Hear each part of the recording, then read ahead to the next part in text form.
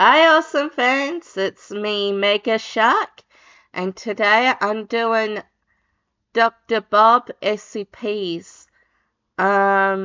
This first one, he just wanted to dry his hands. He melted. So let's get to it. On April 15th, 1971, the Synergized Science Company headquarters in Albuquerque, New Mexico, is destroyed in a spectacular explosion. Whoa! Police reports given by the 30 or so survivors of the 200 people in the building will state that they heard terrible screaming coming from somewhere in the building, somewhere between Lab C and one of the Level 3 company bathrooms. Nobody can say any more than that. It all just happened so fast. The building collapses inwards, seeming to crumble in multiple places as a fire consumes it. The survivors, covered in concrete dust, dirt, and soot, only make it out by the finest twist of luck. The smoke can be seen rising up in a great black pillar for miles around. What could have caused this explosion that rocked the entire street, destroyed the building, and killed at least 150 people? A chemical explosion from the lab that resulted in a brutal chain reaction? A technological failure that caused the whole place to go critical? The general public will never know. It will be written off as just another random tragedy, one of thousands that happen around the world every day. And then, just as quickly, it will be buried beneath the next wave of headlines, lost in the noise of the coming days, weeks, and months. What you won't find reported is that the very same night that the Synergized Science Company headquarters turns itself into a giant firework, something extremely strange happens at SCP Foundation Site 05, hidden 50 miles away in the unforgiving New Mexico desert. It's disguised as a relatively uninteresting waste filtration plant. Nobody would ever guess that beyond the patrolling guards, the chain-link fences topped with skeins of razor wire, and guards with rifles and guard towers, and the tall stone walls of the facility itself, monsters and magic are waiting. Terrifying anomalies, killer creatures, and cursed objects. And tonight, of all nights, one of them has escaped. It looks like a shambling corpse with faintly bioluminescent skin. It growls and snarls as it exits the front gates, its long, thorn-like bone claws dripping with red. It's already gotten this far, slaughtering any guards unfortunate enough to get in its way, and it doesn't have much further to go before it tastes that delicious freedom again. Guards at the front gate raise assault rifles and open fire on the zombie-like anomaly. Their bullets pepper wet flesh, but seemingly have little other effect. With a gurgling roar, the monster raises its bloody hands, and instantly, its bone claws extend an impossible amount. They slice through the guards, fatally piercing their bodies and dropping them where they stand. None would stand in the way of its rampage. It would leave this terrible place and exact its vengeance on humankind. It breaks through the unguarded gate as the remaining guards inside the building gather up their weapons to mount a resistance. But would they be ready in time? Would their force even suppress this creature, seemingly impervious to the effects of their bullets? The sadistic anomaly continues marching away from the frantic searchlights of the containment site. Overhead, a sky freckled with glowing stars, but one star seemingly burns just that little bit brighter than the rest. What is that? And brighter, and brighter, and brighter, as it seems to get closer and closer. Oh, wow. The anomaly looks up and realizes, a moment too late, that this might not be a star, but a kind of meteorite heading down towards it at impossible speeds. And of course, before it can make any attempt to move out of the way, the meteoric object strikes it with such heat and force that the monster is immediately vaporized on contact. There's a massive explosion. Something is left smoldering in a huge crater, surrounded by spikes of semi-molten glass that not long ago had been sand. Anomaly neutralized, in the least expected way possible. Moments later, the guards, sent out to recontain the zombie beast, instead find the crater, and the only thing waiting, somehow unharmed, at the bottom. And it's no meteor, we can tell you that much right now. Nope. The rest, well, you're going to have to be patient, because it's going to get even stranger from here. Oh, come on, I hate you ads. Let's skip ahead, not a few years, but a few decades, a time where the tragedy at the Synergized Science Company headquarters and the containment breach at Site 05 are little more than distant memories. when they have been eclipsed by so many other insane world-changing happenings. We join Dr. Sundstrom, a senior researcher at Site-05 with a particular specialty for xenophysics and dangerous cursed objects. His expertise has him traveling to different containment sites all over the country, and because of the great value of his work to his employers, he was given a rare privilege normally afforded only to site directors, Level 4 access credentials. For some valuable context, the only access above this is Level 5, afforded only to members of the O5 Council, which doesn't even officially exist to lower-ranking Foundation members. Of course, Dr. Sundstrom takes pride in what he's achieved and the rank he's managed to climb to, but that very same achievement also puts a target on his back.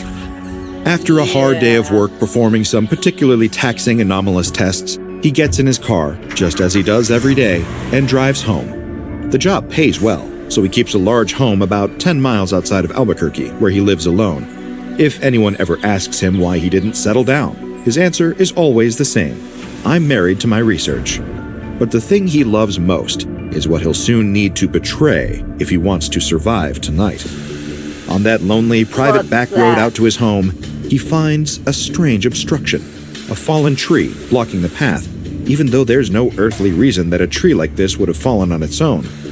Perhaps on any other night, he would notice how strange this situation is, but it's been a long day at work, and he just wants to get home. It's a trap. So he parks his car and gets out, wondering if there's perhaps some way he can lever the tree off the road. Instead, a dark figure emerges from the bushes behind the senior researcher, swiftly wrapping an arm around his neck. He pulls Sundstrom into a perfectly executed sleeper hold, squeezing tight against the doctor's carotid artery and cutting off the flow of blood to his brain. A second too long and he'd be dead, but his assailant knows exactly what he's doing. As the researcher goes limp in his attacker's arms, other men, masked and clad all in tactical black, move out of the shadows. Dr. Sundstrom wakes up when an ampule of smelling salts is opened next to his nose, the stench of ammonia jolting him out of his deep and dreamless slumber. He's tied to a chair in some nondescript industrial room, illuminated above from one harsh, white light. A man in black steps out of the dark, wearing a gas mask with red eye lenses.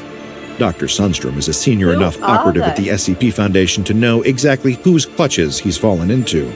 The dreaded Chaos Insurgency. Like many of the frightening groups of interest in the Foundation's orbit, the true origins of the Chaos Insurgency are shrouded in mystery. The prevailing theory about their existence is that they were once members of Mobile Task Force Alpha-1, also known as the Red Right Hand, essentially a clandestine assassination squad working directly for the O5 Council. They defected for unknown reasons, maybe greed or lust for power, or some disagreements about the way the Foundation operates. And with their advanced tactics and inner knowledge of the Foundation's methods and procedures, they're now one of the biggest threats to the organization out there. And Dr. Sundstrom is tied up in one of their facilities. Oh dear. The captor in the gas mask pulls out a long, black combat knife, the kind that could probably slice through flesh without even feeling any resistance. It makes his skin prickle just looking at it. In 2 decades working with the Foundation, he's never felt closer to death than he does right now, at the mercy of the Chaos Insurgents.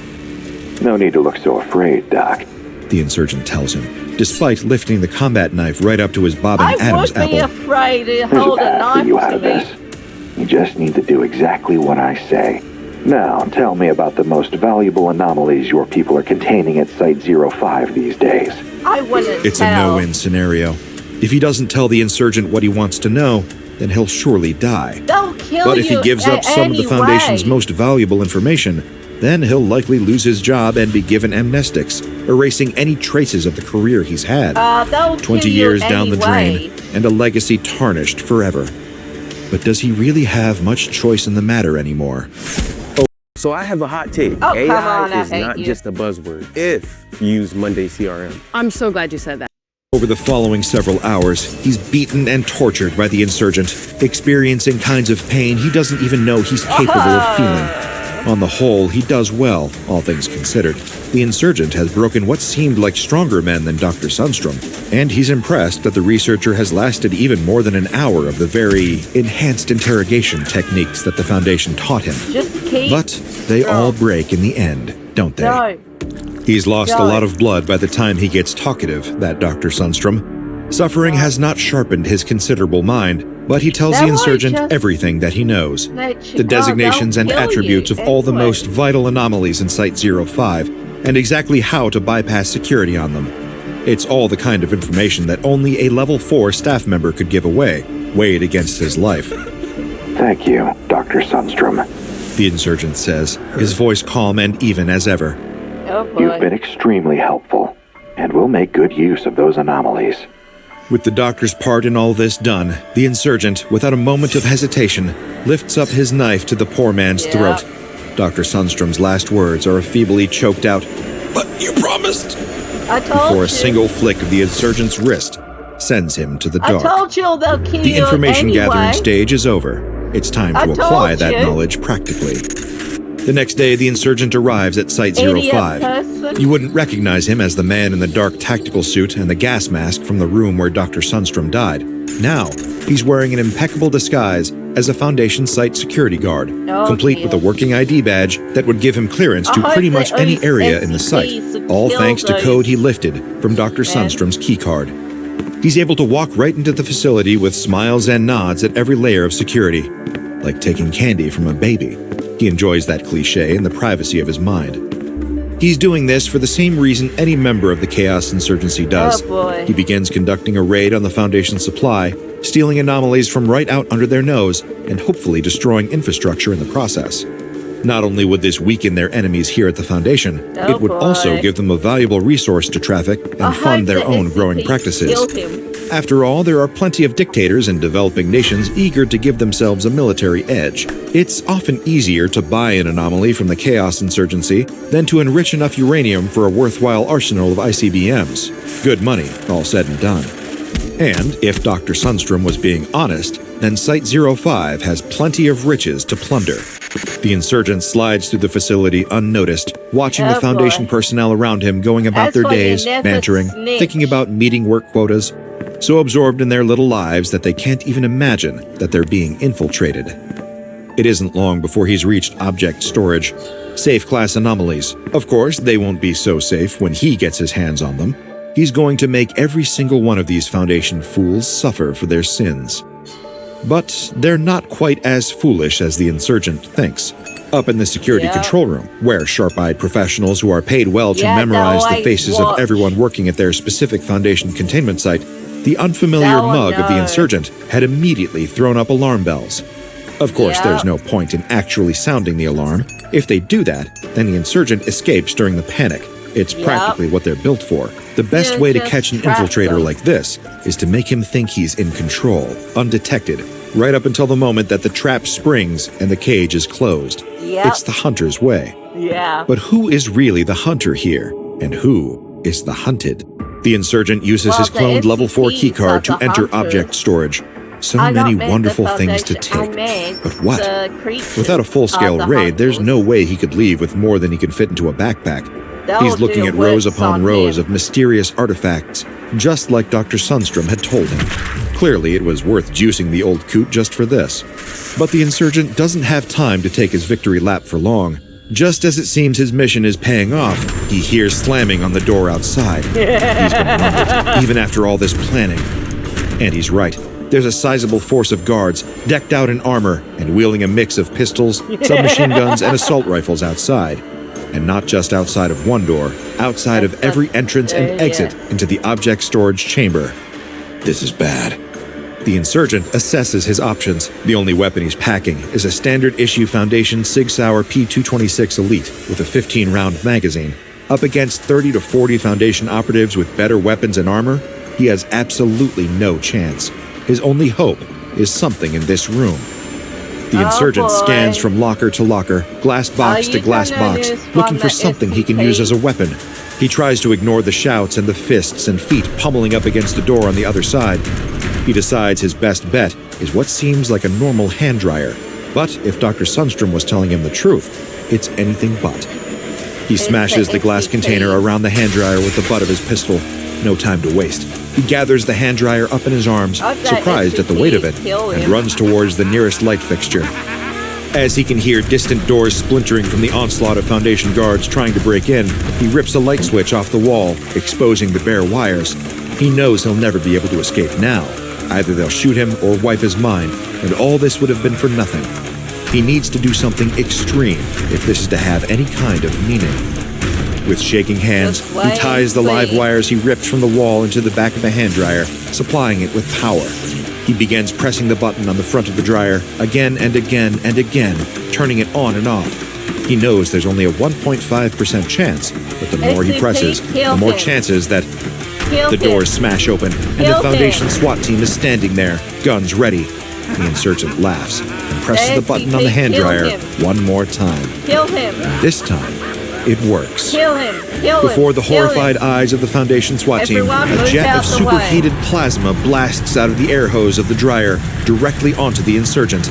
The laugh dies in his throat as his body melts and burns away like a living candle. The dryer fires off on its plasma jet like some kind of murderous bottle rocket.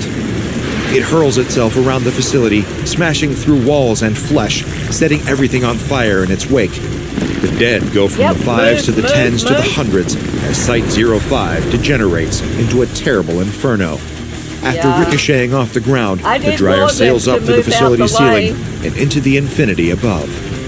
Not long after, about 50 miles away, a hand dryer plummets from the sky, slamming into the earth near Albuquerque at extreme speed and blasting a crater into the ground, just 10 feet from where the Synergized Science Company headquarters once stood 30 years earlier.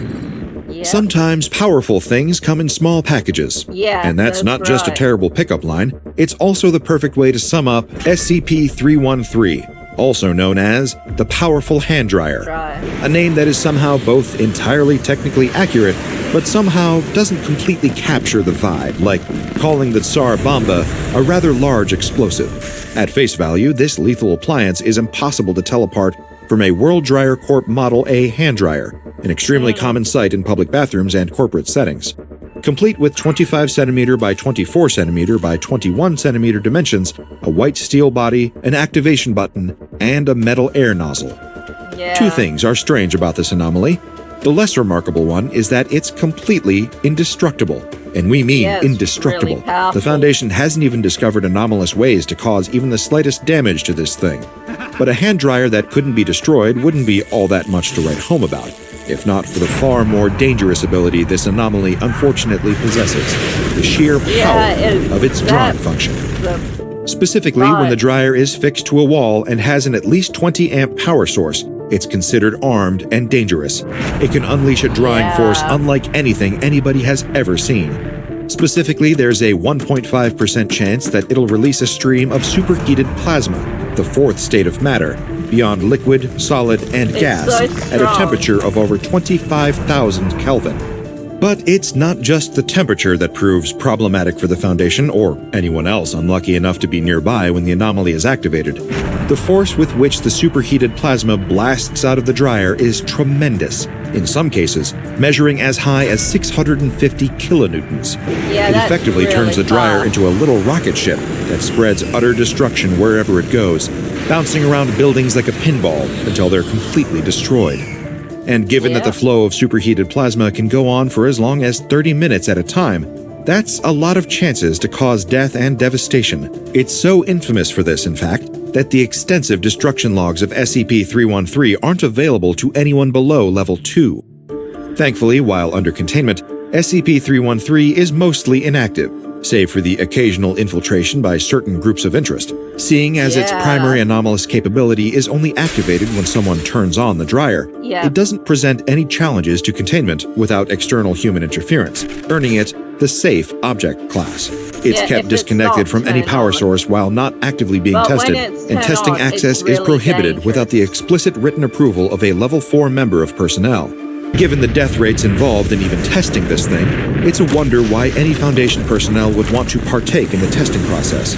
As was written in a note by the now, sadly deceased Dr. Sundstrom, some of the low-level personnel have been pestering me about our safety procedures when using SCP-313. For those of you who have forgotten high school physics, 25,000 Kelvin is over 4 times hotter than the surface of the Sun, and 650 kilonewtons is roughly enough force to lift an M1 Abrams main battle tank. Now, imagine that much force behind this object, which weighs less than 10 kilograms. Remember, F equals MA and is indestructible. And this is just a personal PSA from Dr. Bob. Even if you're not dealing with SCP-313, it's better to just dry your hands on paper towels or your jeans. Do you have any idea how much bacteria accumulates in even a non-anomalous hand dryer? I'd rather be incinerated by superheated plasma flows. Check out the Dr. Bob Patreon and become a junior researcher today. Now go and watch another entry from the files of Dr. Bob, like SCP-2611, large and... Yeah, like I said, I don't dry my hands on the dryer. I, like what he said, I paper towel thing, or I do it on my top. I wipe my hands. Okay, so the next one gonna do of Dr. Bob is this one, Unexplained Mystery of Universe Hidden by NASA. With Superloop's Lightspeed plan, you get 1 gigabit per second speeds for only $85 a month, which is great because when internet is everything, you can't afford to lag. Lag less with Lightspeed. See website for full T's and C's. It seemed almost like a normal day for the cashier until he ran into the spaceman. And that's exactly what he is. A bizarre stranger wandering into the convenience store dressed like he's doing maintenance work on the side of the ISS. Oh God, the cashier thinks, this has got to be some internet douchebag filming a TikTok stunt. Not today. But he couldn't be more wrong. The stranger in the spacesuit approaches the counter in a resolute stride, with none of the lingering shame that you'd expect some moron in a dumb costume would have. Oh, here it comes. He's just waiting for the punchline. Salutations, my good man. The stranger in the suit says. I know that you're performing important administrative work for the running of this planet here, but I'm afraid I'm in dire need of assistance, especially from one of your impressive station. Is this guy for real? If you agree to help me battle the moon monsters. Sure. The cashier cuts him off mid-speech. Whatever, I'll help you fight the stupid moon monsters if it gets you out of here. Huzzah! A man of quality, the spaceman says. We leave at once. Before the cashier can get out another word, the spaceman lunges forward, grabbing the cashier in his arms. The thrusters in his jetpack activate in an impressive burst of flame. The unfortunate man is dragged through the ceiling of the convenience store as the spaceman blasts off. The cashier will never be seen again. The same cannot be said of the spaceman who took him. Well, that was all rather strange, wasn't it? Yeah, really strange. Not when you're dealing with SCP-1233, codenamed the Lunatic. Here's an amusing fact for any fellow etymology enthusiasts in the audience. The word lunatic is derived from the Latin term lunaticus, meaning of the moon or moonstruck. It comes from an archaic and incorrect belief that insanity is somehow wired to the moon. Except when you're dealing with this particular interstellar oddity. At face value, you'd be forgiven for thinking this is just some oddball cosplayer dressed in an unusually high-quality NASA spacesuit, complete with an opaque visor and a jetpack, wandering through the streets. You might think it's part of some social media stunt or viral marketing campaign. But you'd be dead wrong there. This is one of the most powerful and durable humanoid anomalies on the Foundation's roster, and to this day, it isn't truly contained in the traditional sense. All the Foundation can do is pick up after it. You see, terminating the Lunatic wouldn't be a feasible course of action either. Its suit has been shown to be impervious to both small arms fire and armor-penetrating anti-tank munitions. Its capacity to withstand high temperatures is also astounding. Both white phosphorus bullets and submersion in magma also seem to have no lasting effect on the creature. The suit remains unblemished, and the lunatic within doesn't appear to show any signs of pain, discomfort, or damage. And if you were hoping that slightly more subtle methods of finding what exactly is going on in the suit would be more fruitful, I'm afraid I'm going to need to disappoint you there, too. Thus far, ultrasonic, radio, microwave, and X-ray emitters have all failed to see through the fabric of the suit. By this point, you've likely also put together that the lunatic's jetpack isn't just for show, either. It's a fully functional, anomalously powerful propulsion system that allows it to fly upwards at a rate of 40,500 kilometers per hour, which is slightly higher than the exit velocity of Earth's atmosphere. Wow. Going at this speed, by the way, would be instantly fatal for any human being, supporting the theory that whatever's under that suit is not, in fact, human. Nope. If flying and super speed wasn't enough, the lunatic also has utterly obscene super strength, capable of repeatedly lifting objects weighing up to 65,000 kilograms without showing any signs of fatigue. It completely defies the laws of both biology and physics. Because of the entity's resistance to being captured and analyzed, whether these incredible powers are inherent to it or provided by the suit is still unknown. What we do know are some details of the lunatic's motives, personality, and inner nature. His voice comes out of a loudspeaker on the suit, described as sounding like a, quote, grandiloquent and declamatory male voice. This fits its larger-than-life personality, both extremely dramatic and oddly cordial in conversation, even if those conversations seem like complete nonsense to the entity's unwitting conversation partner. It seems to also be fluent in a huge number of languages, modifying its speech to fit any locale where it happens to land. Emphasis on land here. The lunatic simply plummets from an unknown height at extreme speeds, comparable to the velocity of a small meteor, the speed of its descent, causing it to glow white hot. From a distance, it'd be easy enough to confuse it for a shooting star, and not an unknown being on a mission of grave importance. The lunatic will crash into the ground a safe distance from a developed area, typically a small town with a population of around 30,000 people. The sheer force of his landing will cause a localized seismic event, along with a large impact crater, which will later be written off as the result of a comet by everyone except the kind of UFO cranks that even the Foundation doesn't bother dosing with amnestics. After landing, the lunatic will climb out of the crater and begin bumbling his way towards the nearest developed area, having what I can only, in all my scientific professional detachment, describe as wacky misadventures. It's known to spend a great deal of time studying inanimate objects like vehicles, farm equipment, and sometimes even plants. Sometimes it'll just stand still and display no sound or movement whatsoever during these periods, perhaps thinking or taking in the wonders of the world around him, mostly corn if he landed in a field. The lunatic has been shown to have an extremely curious, if misguided nature. Foundation field agents have spotted him chasing after insects like grasshoppers and butterflies, as well as attempting to converse with and interview various non-verbal animals, such as livestock and birds. It also takes a great deal of interest in fruit and other local foodstuffs, which it will simply smush into its opaque visor as though trying to eat them, when in reality it's just smearing it messily across the glass. It seems satisfied either way. It also has a tendency to march directly into bodies of water before popping up on the other side. This confirms that either the spacesuit has an internal oxygen intake like a non-anomalous spacesuit, or that the creature inside either doesn't need to breathe or perhaps even has gills. With an anomaly like this, there's really no way to tell.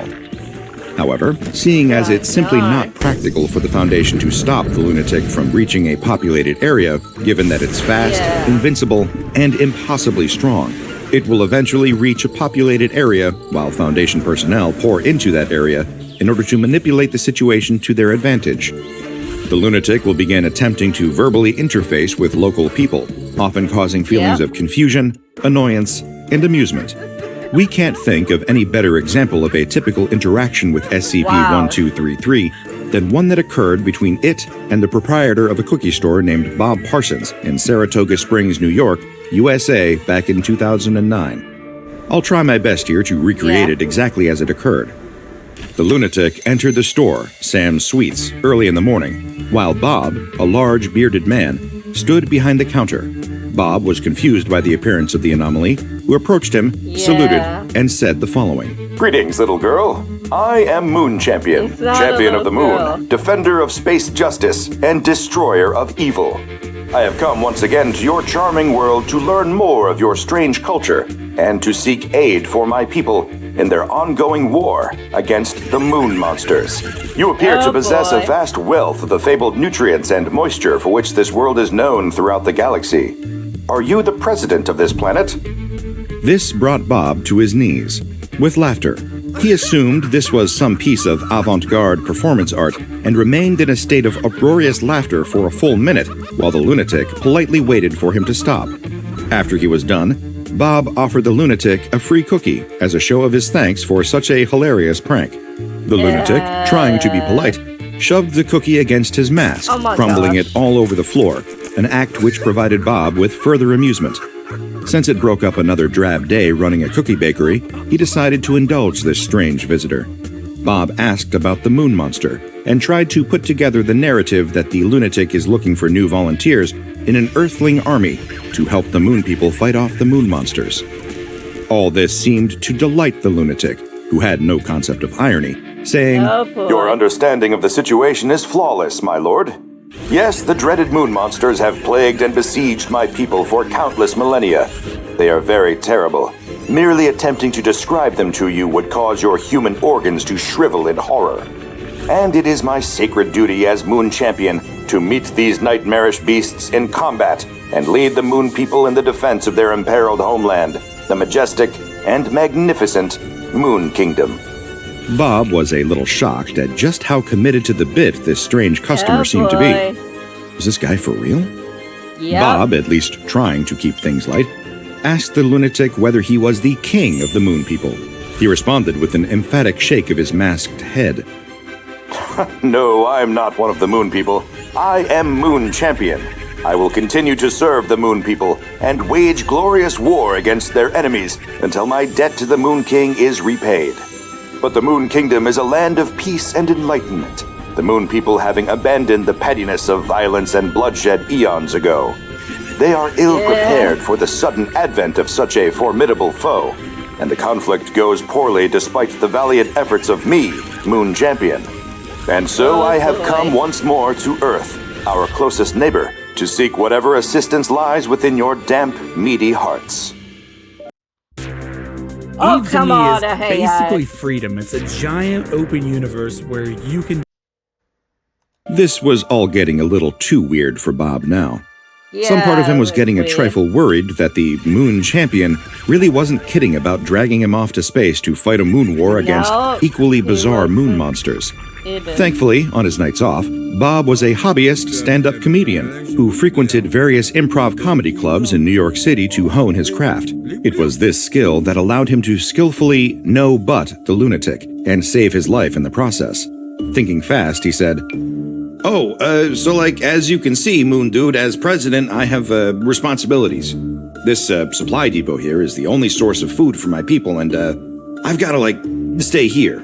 Otherwise, there will be a famine. You know how it is. But I've ordered the citizens to lend a helping hand to anyone who asks, and look, right outside, there's some. This was the correct answer, and successfully redirected the attention of the lunatic. Kid, run. "Yes, of course. You have been most voluptuous, my liege. Farewell, glorious and corpulent president. May you and your people remain moist and rubbery. Moon Champion blasts off on wings of justice." The lunatic saluted Bob again and left the store, before walking directly through a concrete wall as though it was made of rice paper, and then flying off. As you may have gathered by now, the behaviors that the lunatic engages in while on Earth do appear, well, loony.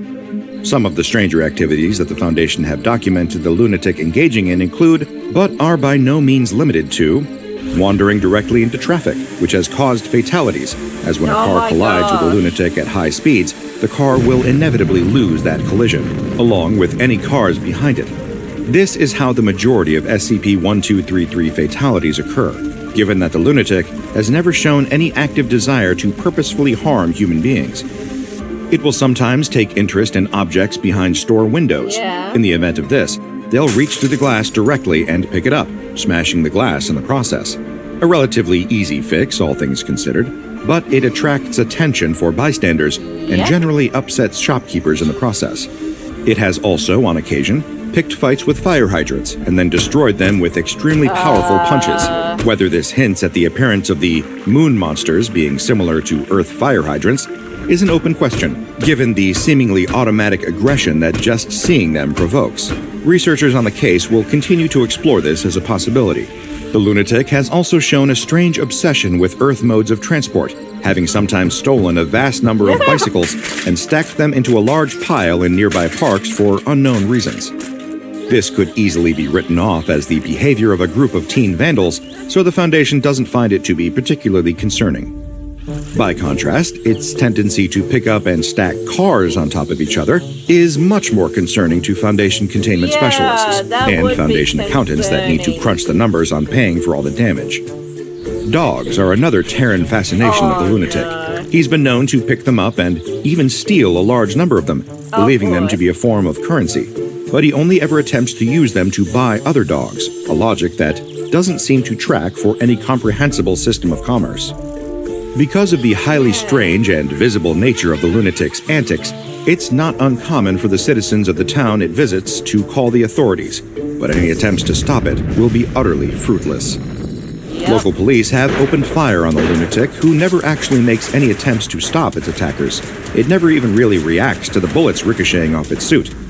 Given its immense strength and dangerous attacks, illustrated by how it behaves towards fire hydrants, everyone involved is just lucky that it's not confrontational towards humans. After a period of trying to collect volunteers for its moon monster mission, which has ranged from 30 minutes to 7 hours in extremis, the lunatic will activate its jetpack and exit the Earth's atmosphere at greater speeds than have ever been recorded for any conventional vehicle. After leaving Earth's orbit, it will travel towards the moon at 40,500 kilometers per hour, at which point it will shift its angle slightly when entering the lunar orbit. It will pass out of view when approaching the far side of the moon, at which point it will either hide or demanifest entirely. The strange thing is, the Foundation does in fact have a functional lunar base, and none of the claims of embattled moon dynasties and rampaging lunar monsters seems to have any corroborating evidence. Despite the tireless efforts of the workers on Lunar Area 32 and the Sentinel satellite array, there hasn't been anything like the lunatic described in his various visits to Earth. There also have been no sightings of the lunatic himself on the moon. It's another one of those anomalies that seems to somehow defy understanding. The more you learn, the less you appear to know, and that goes for everyone who ends up actually accepting the lunatic's offer too. For years, the Foundation had simply gotten lucky that nobody they had ever reported encountering the lunatic had actually taken up its offer to help fight the good fight against the moon monsters. That is good. That all changed on October 5th, 2017, in the sleepy town of Hereford, England. The lunatic landed on the outskirts of the town before wandering in, where it met a 27-year-old male civilian named Harry Godsall. It immediately began asking Harry whether he wanted to become a hero by joining him on the moon, where they would fight together against the terrible moon monsters. Oh boy. Everyone else had either politely declined or simply ignored the lunatic's requests. But perhaps believing that the lunatic was engaging in the classical British behavior of banter, Harry decided to sarcastically reply, "Oh, absolutely, you nutter. I'm ready to go right now. Got my toothbrush and everything. Let's fly, spaceman." And in the process, he sealed his fate. Before anyone could intervene, the lunatic dramatically proclaimed, "Ha ha! At last! A brave warrior hiding in plain sight amidst these pastoral and bucolic humans. Let us away, fair meatfellow, and earn the glory of heroes. This day, you brush your tooths amongst the stars. We fly!" And indeed, they did. The lunatic immediately wrapped his arms around Harry's body and flew directly upwards, breaking the sound barrier with such force that the sonic boom broke all the glass in a 300-meter radius. It accelerated to a projected velocity of 25,000 kilometers per hour within approximately 4 seconds as it shot up through the stratosphere with a screaming Harry Godsall in its arms. Harry was never seen after that. It's unclear if he was somehow shielded and transported by SCP-1233's anomalous abilities, or if the sheer speed with which they moved through the stratosphere may have completely incinerated Harry. Either way, after amnestics were applied and the Foundation figured out what had happened, Harry was first reported missing, and then later, dead.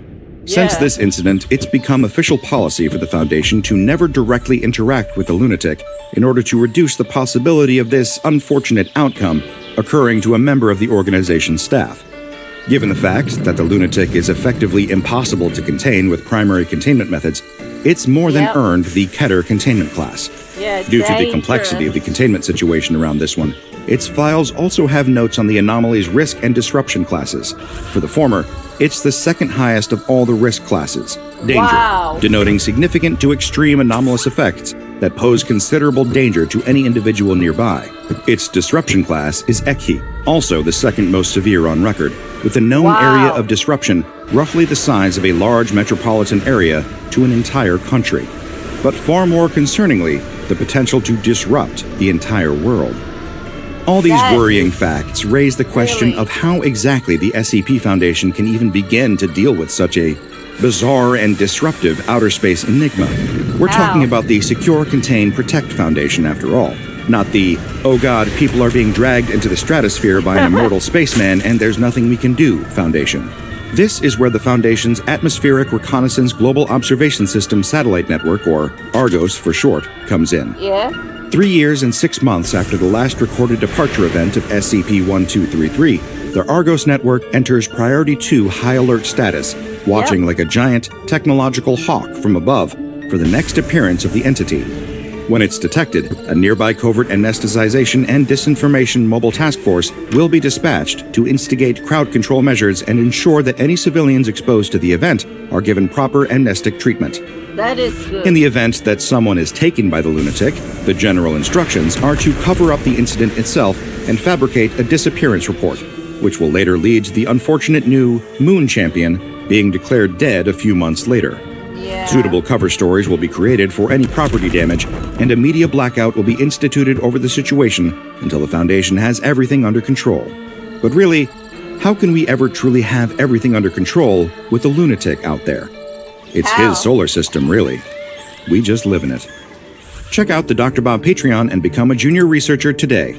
Now go and watch another entry from the files of Dr. Bob, like SCP-1550, Dr. Wondertainment's Custom Pets, Top 12 SCP Animals compilation. Okay. That'll be it for now, awesome fans. Don't forget to subscribe. I need subscribers. And hit that like button and comment down below. Have a nice day, awesome fans. Bye.